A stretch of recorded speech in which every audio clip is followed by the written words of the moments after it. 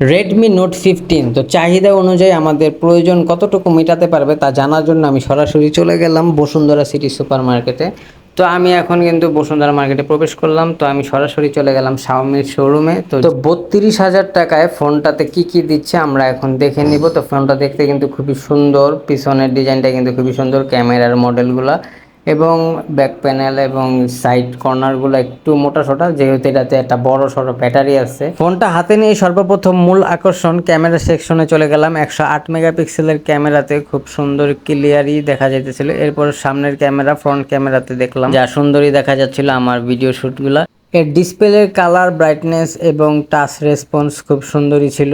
তো আমি সরাসরি সেটিংয়ে চলে গেলাম এবং অ্যাবাউট সেকশনে যাওয়ার পরে দেখলাম হাইপার ওএস শাওমির 3.0-তে রান করতেছে এবং সরাসরি ডিটেলস এবং স্পেক্সে ক্লিক করার পরে দেখলাম যা 8GB plus 8GB 16GB RAM এবং প্রসেসর হিসেবে দেওয়া হয়েছে G100 আলট্রা। তো এটা কিন্তু খুবই ভালো একটা প্রসেসর। তো এই ফোনের ভিতরে কি কি ময় মশলা আছে আরো আমরা আসলে জেনে নেই। তো 8GB 256GB 32,999 টাকায় আমরা পাচ্ছি। তো এর সাথে আর কি কি আছে, ফোনটা কিনে আমরা লাভবান হব না ঠকবো, তা আমরা এখন বিস্তারিত খুঁটিনাটি জেনে নিই। এই ফোনটা আমরা পেয়ে যাবো দুইটা ভেরিয়েন্টে, 6128GB 27,999 টাকা এবং 8 256GB 32,999 টাকা। তো এই ফোনটির ওজন হচ্ছে 183.7 গ্রাম। ফোনটি আমরা 4টি কালারে পেয়ে যাব, সুন্দর সুন্দর purple colour, forest green colour, প্রত্যেকটা কালারই খুবই আকর্ষণীয়, ব্ল্যাক কালার এবং ব্লু কালার।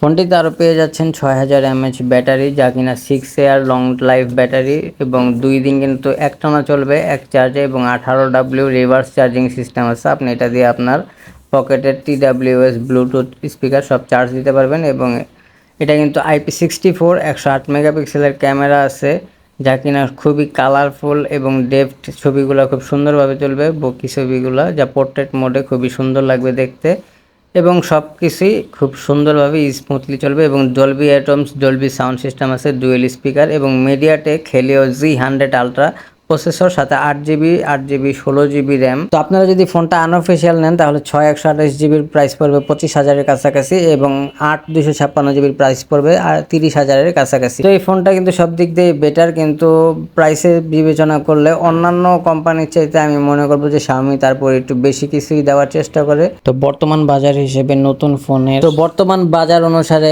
25 থেকে 30,000-এর মধ্যে আমার কাছে এই ফোনটা ভালোই মনে হয়েছে। এটা টাচ রেসপন্স এবং বাকি সব কিছুই ছিল স্মুথ। তো এই ছিল নোট 15 এর ফার্স্ট ইমপ্রেশন। তো ভিডিওটা ভালো লাগলে সবাই লাইক, কমেন্ট, শেয়ার এবং সাবস্ক্রাইব করে দেবেন।